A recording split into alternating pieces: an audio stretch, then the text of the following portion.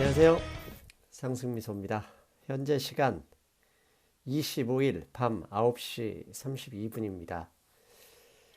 오늘 아침에 올렸던 외국인들의 국내 주식 매도 무슨 이유 때문인지 그 방송에 참 많은 분들이 댓글로 참여해 주셨습니다. 그 중에 제가 어, 새로 느꼈던 건데요. 그 공매도에 관련해서 개인 투자자들이 절대적으로 불리한 시스템이라는 사실을 이번에 알았고요. 그리고 혹시 오해하신 분들이 있었습니다. 국민연금이 공매도자들한테 그 주식을 빌려주는 것 자체를 저는 반대한 건 아니고요. 절대 그런 거 아닙니다. 공매도 시스템이라는 것은 분명한 건 합법적인 투자의 틀이에요. 그래서 그게 무조건 있어야 된다 그런 게 아니었고요. 제가 속상하고 짜증이 났던 건 뭐냐면 정치인 출신 이사장이잖아요. 그 김성주 이사장이 너무 즉흥적으로 인기에 영합하는 발언을 저는 했다고 판단하거든요. 사실 많은 분들이 댓글로 표명했던 그런 시스템적인 문제에 대해서 고민을 하고, 그다음에 금융당국자도 그에 대해서 진지하게 연구를 해야 될 텐데, 그냥 아무도 반응 없이 뜬금없이 국민들이 원하고 어, 개인들이 그 공매도에 대해서 부정적인 것을 알고 즉흥적으로 인기 영업주의로 했다는 것 자체, 그 점에 대해서 속상해하고 반대한 겁니다. 그래서 그 점 양해 부탁드리고요. 저도 혹시 만나는 분들이 이런 그 정책 제안을 하실 수 있는 분들이 몇 분 계신데, 그분들에게 오늘 댓글 달아주셨던 이 내용들을 반드시 꼭 전달하겠습니다. 자, 여러분 오늘은요 그 지금 신문 기사 내용을 하나 가져왔습니다. 어제 오후에 파이낸셜 뉴스에 나온 건데요. 해외 투자자, 해외의 대부분 중앙은행이겠죠. 해외 투자자들이 미 국채 매입을 확 줄였다. 이것이 글로벌 금융 불안감을 높였다. 그리고 미 국채 수익률 상승과 이 해외 투자자의 미 국채 매수의 감소가 증시 하락의 원인으로 지적되고 있다. 이런 기사가 나왔습니다. 그래서 이 기사의 내용을 좀 더 살펴보니까요. 이게 월스트리트 저널에 나온 기사를 번역한 그 기사 같은데요. 외국인들, 즉 미국 입장에서 외국인들입니다. 그러니까 결국은 글로벌 중앙은행일 겁니다. 외환보유고로 미 국채를 갖고 있는 글로벌 중앙은행들의 미국 국채 매입 열기 약화가 금년 가을 국채 수입률 급등, 그렇죠. 살려는 주체가 없으면 금리가 올라간다는 얘기죠. 그 국채 수익률 급등의 일부 원인을 제공했고, 그 결과 채권 금리가 올라서 미국의 증시에 부담을 준 건 사실이잖아요. 그래서 최근에 급락을 가져온 게 아니냐, 이에 이렇게 반응을 이야기를 했고요. 마지막에 또 이런 가장 큰 이유 중에 하나가 미국의 재정 적자다, 이렇게 얘기를 했습니다. 그래서 이 상승미소는 또 구체적으로 들어가 봐야 알지 않습니까? 그래서 국채 매입, 외국 해외 중앙은행들이 국채를 얼마나 매입을 축소했는지, 그다음에 재정 적자가 얼마나 심해졌는지, 그리고 실제로 이 국채 매입의 약화가 글로벌 증시 하락의 원인 중에 하나였는지, 그걸 한번 추정해 보겠습니다. 제가 아예 처음부터 결론을 말씀드리면요. 이걸 저도 연구하다가 반전이 나옵니다. 저 깜짝 놀란 얘기가 있었습니다. 저도 미처 파악하지 못한 것을 이 기사를 추적하다가 아주 중요한 증시 하락 요인 이 부분을 발견했습니다. 그래서 조금 길더라도 절대 후회하지 않을 내용이니까요. 끝까지 봐주십시오. 자, 그래서 찾아봤습니다. 먼저 IMF입니다. IMF에서 나온 자료인데요. 지금 글로벌 중앙은행이 미 국채, USD 쉐어니까, 그러니까 외환보유고로서 미 국채의 보유량을 얼마나 감소하고 있는 차트를 보여주고 있습니다. 이게 2015년이 피크였고요. 그 이후 66% 정도를 이 달러화 자산, 즉 미국채로 외환보유고를 가지고 있다가 현재는 62.2%, 약 4% 정도 비율을 하락했던 거죠. 그런데 앞에 기사는 이 최근 몇 년 사이가 아니라 올해 8개월 동안의 이야기니까 좀 더 자료를 살펴보고 들어갔습니다. 그랬더니 트레저리 TIC라는 단체가 있습니다. 이 트레저리 그 재무부죠. 미 재무부에서 나온 자료인데요. 보시면 빨간 박스, 이 점선 박스가 올해 죄송합니다. 이 18, 올해 1월부터 8월까지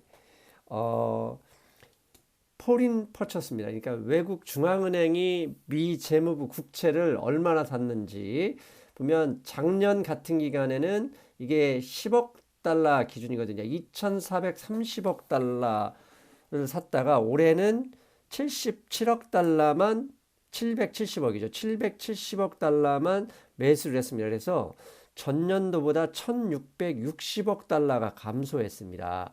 그래서 도대체 어느 나라가 쭉쭉쭉 감소를 시켰는지 보니까 맨 밑에 차이나하고 중국이 있죠. 올해 8개월 동안 차이나가 200억 달러 줄였고 일본이 320억 달러를 줄였다고 합니다. 그럼 두 나라가 합한 게 올해 8개월 동안 520억 달러를 줄인 거예요. 앞에 차이 1660억 달러 중에 이거 뭐 한 30%도 안 되죠. 그럼 어느 나라가 많이 줄였나 보니까 러시아가 올해 무려 850억 달러를 줄였습니다. 그래서 이 세 나라 합치면 1370억 달러 줄어든 거예요. 얼추 맞습니다. 반대로 뭐 아이슬란드, 프랑스, 네덜란드는 상당히 많이 늘렸습니다. 그래서 그 전체 발행액 중에서 1660억 달러 정도를 줄였다는 건 큰 문제가 안 되고, 그 다음에 가장 큰 매집 세력이 대표적으로 보면은 미국과 중국이잖아요. 미국과 중국에서 줄인 금액은 520억 달러 정도밖에 안 됐고, 러시아가 850억 달러 줄인 건 지난번 방송에서 아마 한 달쯤 전에 이야기했죠. 러시아는 미국채 팔고 금을 열심히 사놨다. 그런 얘기 말씀드렸고, 실제로 금은 이만큼 다 산 건 아니고요. 러시아의 그 경제 제재가 일부 들어가면서 미국의 이런 그 달러화를 매도한 것 같습니다. 아무튼 중국과 일본은 520억 달러를 줄였고, 이 정도 금액이라면 사실 신문에서 이야기한 대로 이게 아주 글로벌 위기나 그 다음에 금리에 막대한 영향을 저는 끼쳤다고는 생각지 않습니다. 그래서 러시아가 보면 올해 3월까지 약 1,000억 달러 정도 확보하고 있었거든요. 그런데 이것을 4월부터 급격하게 줄여서 7월 현재는 약 150억 달러밖에 갖고 있지 않습니다. 그래서 850억 달러의 미국채를 처분했습니다. 근데 신기하게도 저렇게 미국채를 처분한 이후에 러시아 루블화가 환율이 계속 상승하고 있습니다. 가치가 떨어지고 있다는 점, 그 점은 주목할 만한 점이죠. 그 다음에 오른쪽의 그림을 보면 빨간색은 차이나, 중국의 그 미 국채 보유량이고요. 파란색이 일본입니다. 일본은 지난 2014년도부터 지속적으로 줄이고 있는데요. 이때부터 일본도 이 전부터 시작되긴 했지만 엔화 약세가 지속하고 있죠. 그다음에 중국이 2016년 말 2017년 초 이게 떨어졌던 것은 계속 몇 번 언급했었죠. 소로스를 비롯한 몇 개 헤지펀드들이 중국 위안화를 공격했다가 이걸 방어하기 위해서 이만큼 떨어졌고, 다시 올라가다가 올해 초부터 본격적으로 줄어들고 있죠. 이것은 올해 초부터 이제 미국과의 무역 전쟁, 무역 분쟁으로 인해서 무역 수지 적자가 이게 흑자 금액이 많이 줄고 있습니다. 이런 것 때문에 결국 중국이 외환보유고를 일부 팔아내면서 버티고 있다. 이렇게 추정할 수 있겠죠. 근데 반대로 늘린 나라도 있습니다. 이 늘린 나라들이 지금 가장 크게 늘린 나라가 두 나라가 있는데요. 첫째가 사우디아라비아, 둘째가 브라질입니다. 이 점 왜 제가 굳이 언급했냐면요. 사우디아라비아는 지금 2016년에 약 이게 1,000억 달러에서 1,700억 달러까지 최근 몇 년 사이에 700억 달러 정도 늘렸습니다. 사우디아라비아는 석유판 돈으로 미 국채를 다시 사면서 달러화 강세를 유도한 측면이 있고, 이렇게 많이 미 국채를 매수해주고 무기 수입도 한국 다음으로 2등이잖아요.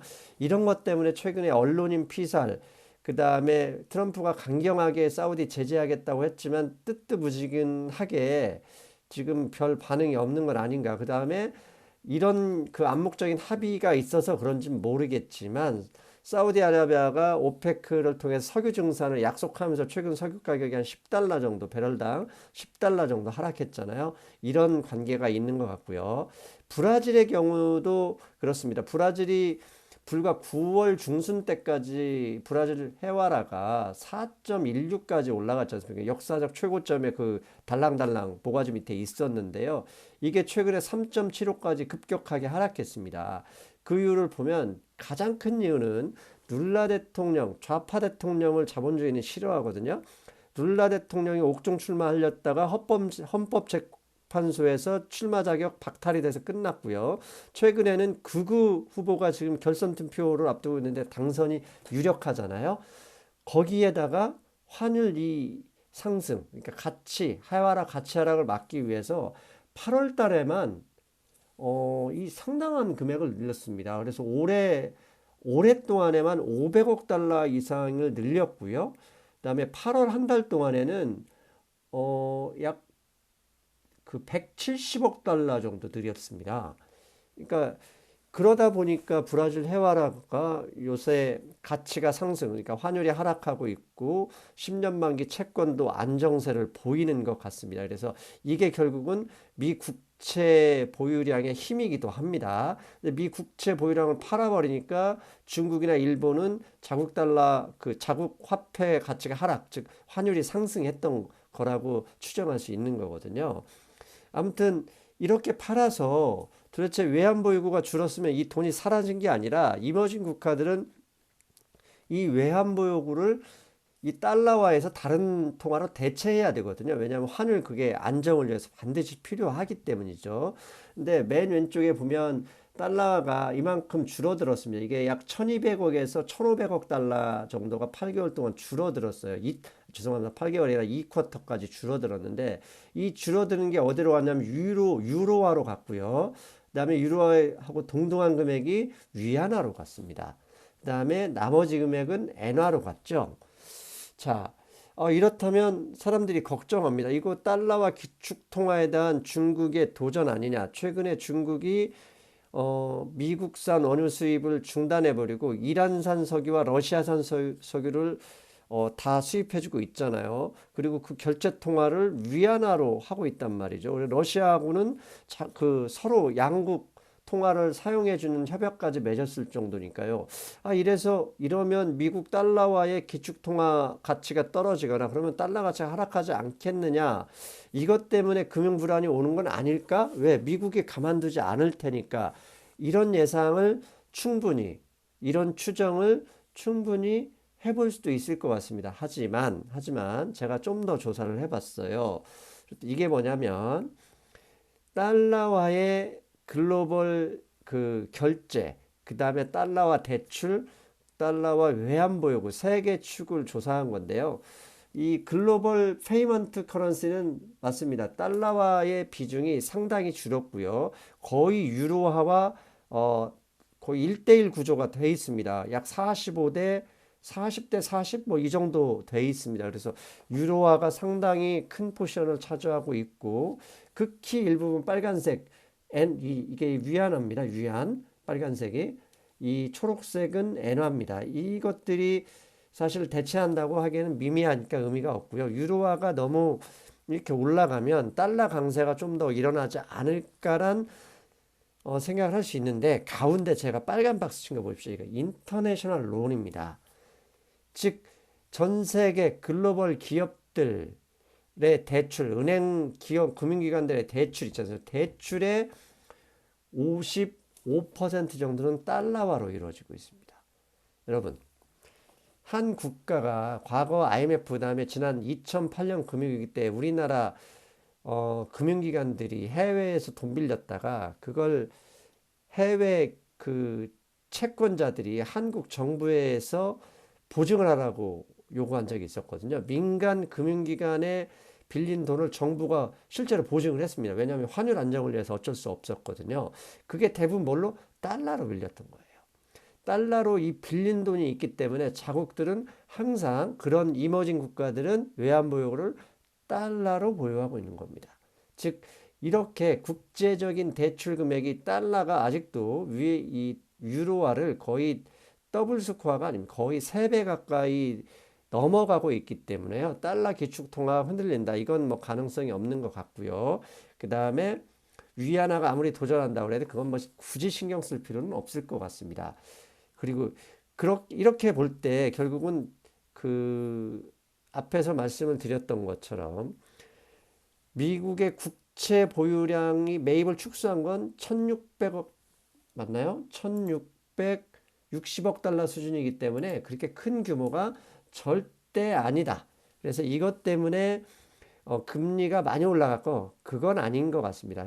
단순히 그 미 국채 금리가 올라간 건 결국은 미국의 연방준비은행이 기준금리를 지속적으로 올리겠다. 그리고 실제로 올렸고 올해 12월 그 다음에 내년에도 3번 가까이 올려서 중립금리라고 했잖아요. 3%까지 맞추겠다는 연준 의장의 발언 때문에 그런 것이지 채권 매입 축소하고는 큰 영향이 없다. 저는 이렇게 결론을 내릴 수 있겠습니다. 그 다음에 앞에 신문에서 다시 하나 또 얘기했었던 게 있었죠. 가장 큰 우려 중에 하나가 미국 재정 적자다. 그래서 재정 적자가 얼마나 심한지 좀 봤습니다. 먼저 트럼프 대통령이 2016년 11월인가요? 그때 당선이 됐지 않습니까? 근데 트럼프 대통령이 그 일종의 컴플렉스를 가지고 있는 분이 오바마 대통령이잖아요. 그래서 오바마 대통령과 비교할 때 트럼프 대통령은 취임 이후로 지속적으로 재정 적자가 증가하고 있습니다. 그리고 특히 2017년에는 더 많이 늘었죠. 왜 늘었습니까? 이게 대규모 법인세 감세 때문에 그렇죠. 그렇대 이렇게 재정 적자가 확대됐다는 얘기는 세수 수입이 줄고 지출은 많았다는 얘기거든요. 근데 지출이 많으면 또 그 돈을 어디서 마련하느냐? 결국은 채권을 발행한 거죠. 즉 미국의 부족한 돈은 결국은 채권을 발행해서 그 돈을 메꿨고 그 발행 금액이 많아지니 금리가 오른 것도 있었다라는 게 앞에 신문 기사고 그 팩트를 확인해 보니까 맞았습니다. 그래서 그 2018년 동안 얼마나 재정 적자가 작년 2017년에 비해 늘어났냐면 비율로는 17%가 늘었고요. 금액으로서는 1130억 달러가 적자가 확대됐습니다. 그러면 1130억 달러만큼 미국 정부는 채권을 발행했다는 얘기고요. 1130억 달러와 앞부분 외국인 중앙은행들이 매수를 줄인 1600억 달러 합쳐서 3000억 달러 부분이 시장에서 소화된 거죠. 그래서 금리를 그렇게 합쳐보면 결국은 금리를 약간은 올렸을 가능성이 높습니다. 충분히 추정할 수 있죠. 그런데요. 사실 이걸 조사하다가 그렇다면 이렇게 고민해 봤어요. 1130억 달러 외국인들이 줄였던 1660억 달러 합쳐서 약 3000억 달러 정도가 시장에 나왔는데 제가 한 가지 지금까지 미처 이렇게 중요시하게 생각지 않았던 부분이 뭐였냐면 양적 완화가 축소되고 있었잖아요. 매달 현재는 500억 달러씩 양적 완화가 축소되고 있는데 재정 적자로 1130억 달러가 채권이 더 늘어났고 외국인들이 매수하지 않은 1660억 달러 즉 3000억 달러가 시장에 더 나왔다는 얘기인데 이 금액을 소화하려면 결국 미국의 금융기관들이나 개인들이 사야 될 텐데 이들이 양적 완화로 축소되고 있는 돈만큼은 결국 줄어드는 거거든요.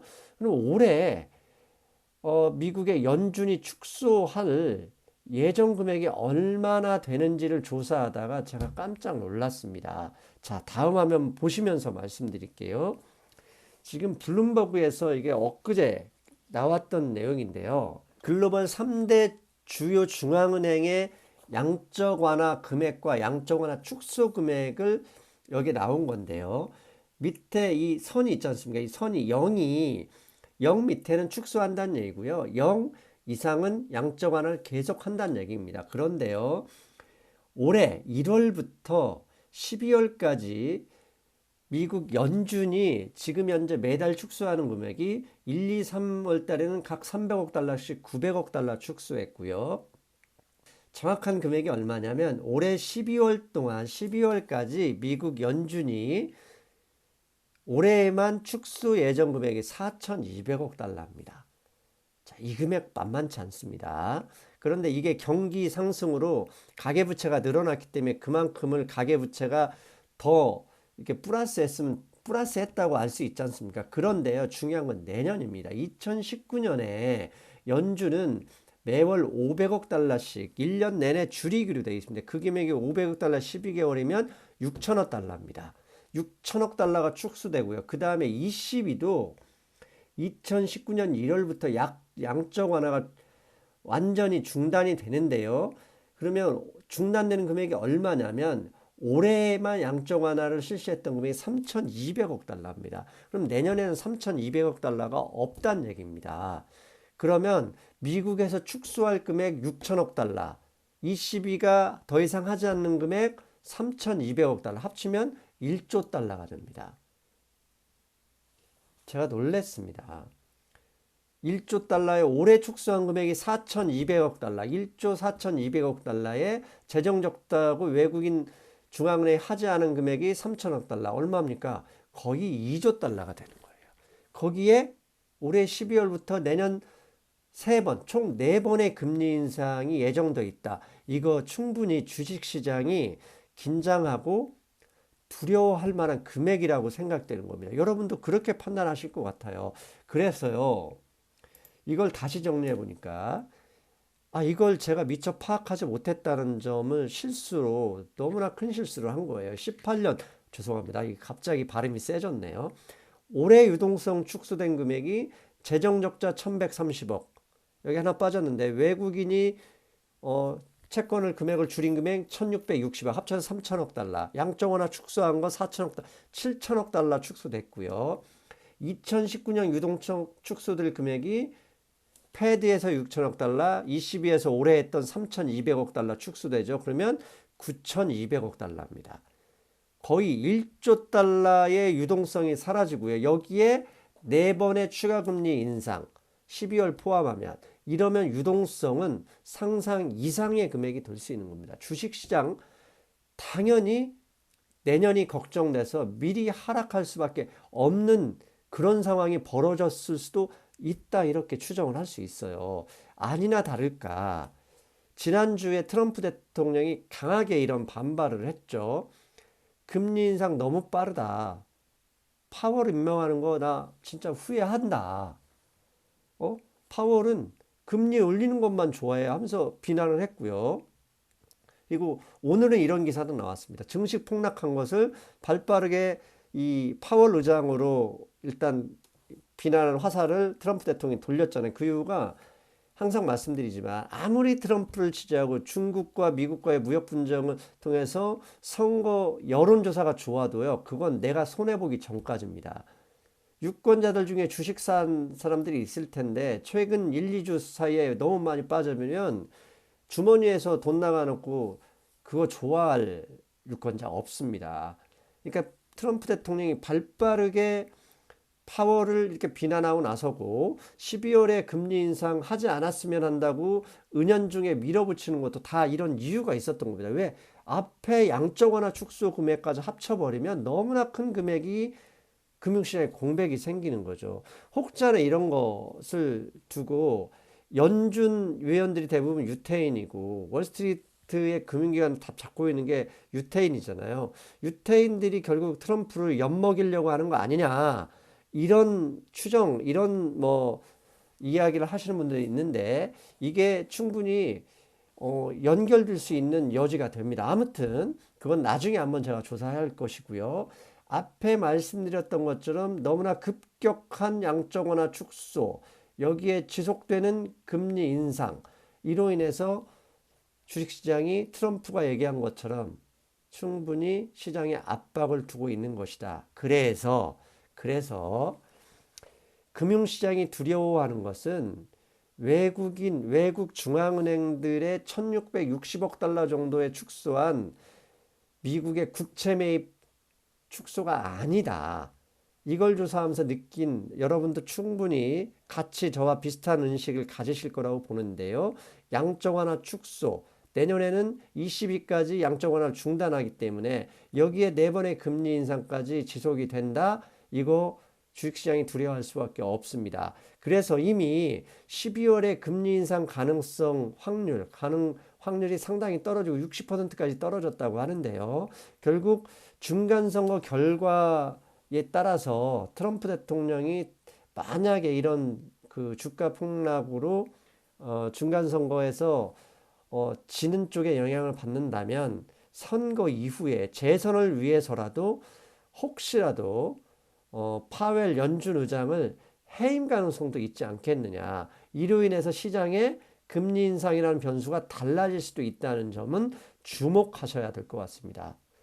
아무튼 결론적으로 다시 정리하자면요. 미국의 국채 매입, 그러니까 국채 발행 부분에 대해서는 외국 중앙은행들의 축소한 금액은 얼마 안 되지만 그것 때문에 금융시장이 영향을 받았다고 생각할 필요는 없을 것 같고, 다만 미국의 재정적자 금액, 그 다음에 외국인들이 축소한 금액이 약 3천억 달러, 올해 연준이 축소한 양적 완화 금액 4천억 달러, 내년에 축소할 예정된 금액 6천억 달러, 거기에 ECB가 올해 했던 양을 내년부터 중단하는 게 4,200억 달러, 이거 합치면 거의 2조 달러 가까이가 된다. 시장이 이렇게 큰 영향을 받는데 금리 인상의 두려움까지 엎어진 것이다. 그렇다면 변수는 12월에 금리 인상 가능성에 대해서 혹시라도 이런 변수가 있기 때문에 안 할 가능성도 있지 않을까 한번 내심 기대를 해보고요. 만약에 이게 그냥 밀어붙였다가 트럼프의 이 중간선거, 공화당의 중간선거가 대패한다면 트럼프 대통령은 그분의 성정상 파월 이 의장을 해임시킬 가능성도 배제할 수 없다. 이렇게 말씀드릴 수 있을 것 같습니다. 오늘도 여러분 쉼없이 왔지만 28분이 걸렸습니다. 끝까지 방송 시청해 주신 분께 감사드리고요. 더 나은 방송 되도록 더 노력하고요. 더 객관적인 위치에서 볼 수 있도록 저를 더 독려하겠습니다. 여러분 힘내십시오. 저도 힘내겠습니다. 고맙습니다. 안녕.